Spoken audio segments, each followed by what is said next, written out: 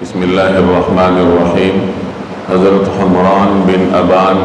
جو کہ حضرت عثمان رضی اللہ تعالی عنہ کے آزاد کردہ غلام ہیں،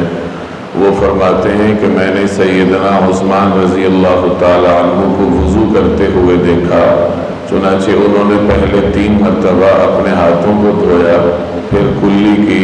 اس کے بعد ناک میں پانی ڈالا،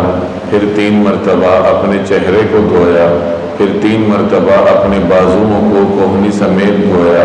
پھر سر کا مسح فرمایا اور آخر میں دونوں پاؤں کو 3 مرتبہ دھویا، اور پھر فرمانے لگے کہ میں نے نبی کریم صلی اللہ علیہ وسلم کو اسی طرح وضو کرتے ہوئے دیکھا ہے جیسے میں نے ابھی وضو کیا۔ آپ صلی اللہ علیہ وسلم نے اس طریقے سے وضو فرمایا اور پھر ارشاد فرمایا کہ جو شخص اس طرح وضو کرے اور اس کے بعد 2 رکعت تحیۃ الوضو پڑھے اس طریقے سے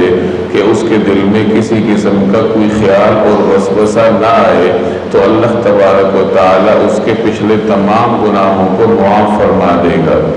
یہ سنن ابی داؤد کی روایت کا مفہوم ہے جس میں وضو کرنے کی کیفیت کا بیان ہے۔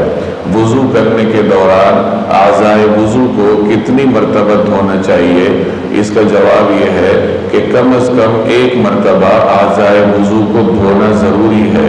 اس طریقے سے کہ تمام اعضائے وضو دھل جائیں اور کوئی جگہ خشک نہ رہے، اور 2 مرتبہ دھونا کی بھی اجازت ہے، البتہ 3 مرتبہ دھونا مسنون ہے اور نبی کریم صلی اللہ علیہ وسلم کا مستقل عمل رہا ہے۔ ایک روایت میں آتا ہے کہ 1 مرتبہ نبی کریم صلی اللہ علیہ وسلم نے اس طرح وضو فرمایا کہ تمام اعضائے وضو کو آپ صلی اللہ علیہ وسلم نے ایک مرتبہ دھویا، اور پھر فرمایا کہ یہ اس شخص کا وضو ہے جس کے بغیر اللہ تبارک و تعالی نماز ہی قبول نہیں کرتا، یعنی یہ وضو کا کم از کم درجہ ہے۔ اور اس کے بعد پھر آپ صلی اللہ علیہ وسلم نے وضو فرمایا اس طریقے سے کہ تمام اعضائے وضو کو 2 مرتبہ دھویا، اور فرمایا کہ یہ اس شخص کا وضو ہے جسے اللہ تعالیٰ دوہرا اجر عطا فرماتا ہے۔ اور پھر آپ صلی اللہ علیہ وسلم نے وضو فرمایا اور اس میں تمام اعضائے وضو کو 3 مرتبہ دھویا، اور فرمایا کہ یہ میرا وضو ہے اور مجھ سے پہلے تمام انبیاء کرام کا بھی وضو کرنے میں یہی طریقہ کار تھا۔ تو خلاصہ یہ ہے کہ وضو کرتے ہوئے اعضائے وضو کو کم از کم 1 مرتبہ دھونا ضروری ہے، اور 2 مرتبہ دھونے کی اجازت ہے، البتہ 3 مرتبہ دھونا یہ مسنون ہے۔ آج جو ہم نے روایت پڑھی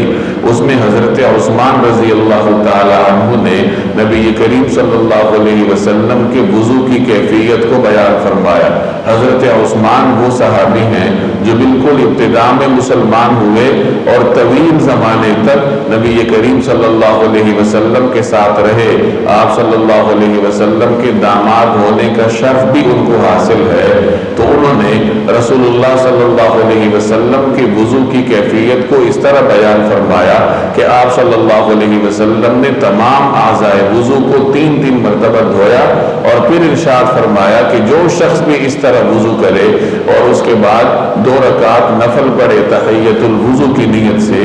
اور اتنے اطمینان سے پڑھے کہ اس کے دل میں کسی قسم کے اور خیالات نہ آئیں بلکہ اللہ کی طرف متوجہ ہو کے پڑھے، تو اللہ تبارک و تعالی اس کے پچھلے تمام گناہوں کو معاف فرما دے گا۔ اللہ جل جلالہ عمل کرنے کی توفیق عطا فرمائے۔